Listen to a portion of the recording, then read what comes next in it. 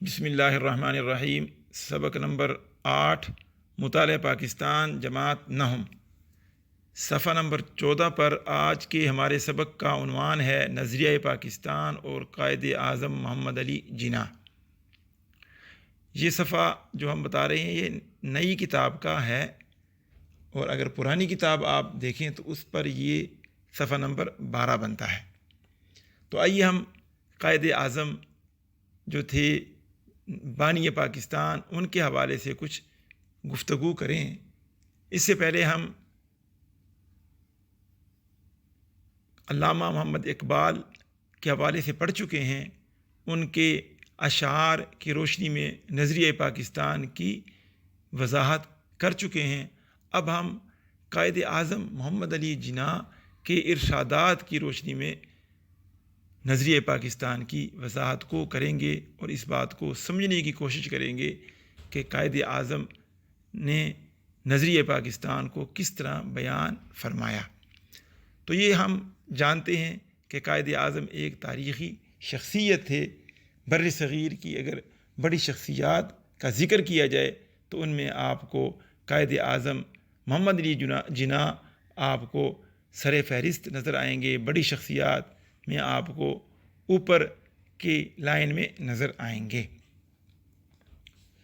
قائد اعظم محمد علی جناح جو تھے وہ دو قومی نظریے کے بڑے حامی تھے۔ یہ دو قومی نظریہ جس کا آغاز سر سید احمد خان کے دور سے ہوا تھا اور آگے اس کو پھر ترقی اس میں ہوتی رہی، تو قائد اعظم ان لوگوں میں شامل تھے جنہوں نے دو قومی نظریہ کو کے ارتقاء میں بڑا کردار ادا کیا، اس کو بڑی ترقی دی۔ قائد اعظم جو تھے وہ شروع میں کانگریس کو انہوں نے جوائن کیا، وہ کانگریس کے پلیٹ فارم سے انہوں نے سیاسی کیریئر کا آغاز کیا، لیکن جلد ہی وہ یہ بات سوچنے اور سمجھنے پر مجبور ہو گئے کہ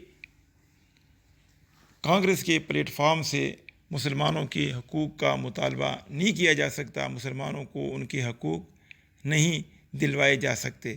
تو انہوں نے جلد ہی مسلم لیگ کے اندر شمولیت اختیار کی اور اپنی تمام تر توانائیاں اور طاقتیں اور قوتوں کو مسلم لیگ کے ساتھ وابستہ کر لیا اور مسلمانوں کی آزادی، مسلمانوں کے حقوق کے لیے وہ میدان میں نکل آئے۔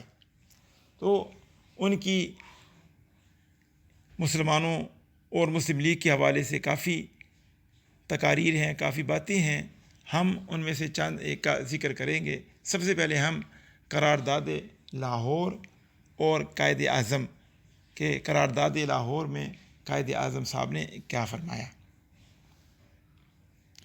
قرارداد لاہور جو 23 مارچ 1940 کو پیش ہوئی، جس میں آپ نے خطبہ صدارت دیتے ہوئے فرمایا، ہندوستان میں ہندو اور مسلمان دو علیحدہ مذاہب سے تعلق رکھنے والے لوگ موجود ہیں جو بالکل مختلف عقائد پر قائم ہیں اور مختلف نظریات کی عکاسی کرتے ہیں۔ دونوں اقوام کے ہیروز، رضویہ کہانیاں اور واقعات ایک دوسرے سے مختلف ہیں، لہٰذا دونوں قوموں کو ایک لڑی میں پرونے کا مقصد بر صغیر کی تباہی ہے، کیونکہ یہ برابری کی سطح پر نہیں بلکہ اقلیت اور اکثریت کے روپ میں موجود ہیں۔ برطانوی حکومت کے لیے بہتر ہوگا کہ ان دونوں قوموں کے مفادات کو مد نظر رکھتے ہوئے بر صغیر کی تقسیم کا اعلان کرے، جو کہ تاریخی اور مذہبی لحاظ سے ایک صحیح قدم ہوگا۔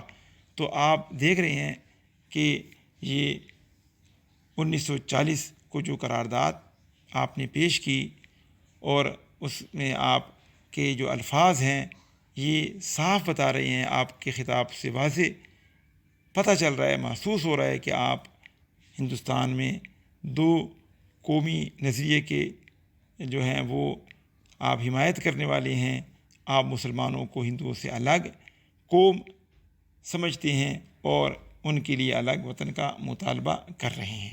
اسی طرح آپ کا ایک جو ہے خطاب ہے جو آپ نے 1940 کو احمد آباد، جو ابھی انڈیا کا ایک بڑا شہر ہے، اس میں آپ نے فرمایا کہ پاکستان صدیوں سے موجود رہا ہے، شمال مغرب مسلمانوں کا وطن رہا ہے، ان علاقوں میں مسلمانوں کی آزاد ریاستیں قائم ہونی چاہیے تاکہ وہ اسلامی شریعت کے مطابق اپنی زندگی بسر کریں۔ تو یہاں پر بھی آپ نے مسلمانوں کے لیے الگ وطن، الگ ریاستوں کا مطالبہ کیا۔ آپ نے مسلمانوں سے خطاب کرتے ہوئے ان کو جگایا کہ وہ اپنے لیے الگ ریاستیں جو ہیں وہ قائم کریں۔ وہ ہندوؤں کے ساتھ اکٹھے نہیں رہ سکتے۔ اگر انہیں اپنے مذہب سے لگاؤ ہے تو اس صورت میں ان کے لیے ایک ہی حل موجود ہے کہ وہ اپنے لیے ایک الگ وطن، الگ ملک کا مطالبہ کریں، جہاں پر وہ اپنے اسلامی عقیدے کے مطابق، اسلامی روایات کے مطابق، اسلامی سوچ کے مطابق زندگی گزار سکتے ہیں۔ اور اسی چیز کو مد نظر رکھتے ہوئے آپ نے انہیں الگ وطن کے حصول کا مطالبہ کرنے کو کہا۔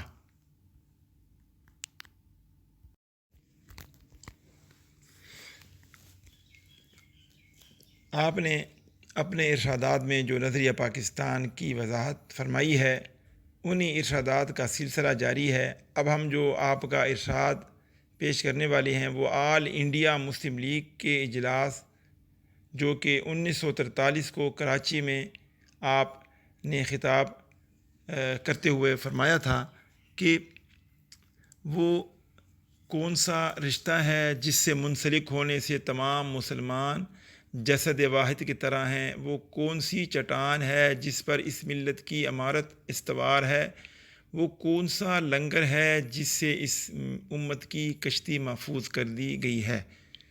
وہ رشتہ، وہ چٹان، وہ لنگر خدائے تعالیٰ کی کتاب قرآن مجید ہے۔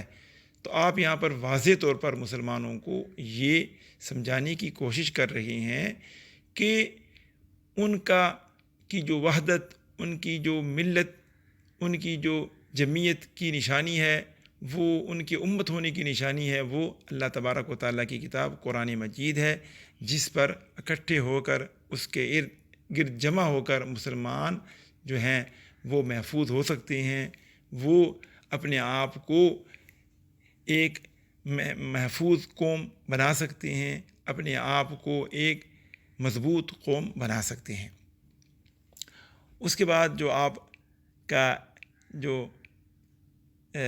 نظریہ پاکستان کے حوالے سے جو آپ کا ارشاد ہے، وہ علی گڑھ کے موقع پر آپ نے خطاب کرتے ہوئے فرمایا کہ پاکستان کے مطالبے کا محرک اور مسلمانوں کے لیے جداگانہ مملکت کی وجہ کیا تھی، تقسیم ہند کی ضرورت کیوں محسوس ہوئی؟ اس کی وجہ ہندوؤں کی تنگ نظری ہے، نہ انگریزوں کی چال، بلکہ یہ اسلام کا بنیادی مطالبہ ہے۔ تو یہ آپ بتا رہے ہیں کہ ہم کیوں الگ ہونا چاہتے ہیں، ہم ہندوؤں سے الگ کیوں ہیں، ہمارا جو مطالبہ ہے پاکستان کے حاصل کرنے کا، وہ اس کی وجہ کیا ہے؟ تو وہ بتا رہے ہیں کہ وہ ہمارا اپنا حق ہے، جو ہمارا بنیادی حق ہے، یعنی ہمارے مسلمان ہونے کا، کہ ہم مسلمان قوم ہیں، ایک الگ قوم ہے، ہماری تہذیب الگ ہے، ہماری سوچ الگ ہے، ہمارا مذہب الگ ہے، لہٰذا اس سوچ، اس الگ مذہب کی بنیاد پر ہمارا وطن بھی الگ ہونا چاہیے۔ تو یہ ہمارا بنیادی حق ہے جو ہمیں ملنا چاہیے۔ یہ تمام وہ ارشادات تھے جو آپ نے پاکستان بننے سے پہلے ارشاد فرمائے تھے۔ اب جو باتیں ہم کریں گی آپ کے ارشادات کے حوالے سے، وہ ہیں جو آپ نے پاکستان حاصل کرنے کے بعد ارشاد فرمائی ہیں۔ تو 11 اکتوبر 1947 کو حکومت پاکستان کے افسران سے خطاب کرتے ہوئے آپ نے فرمایا،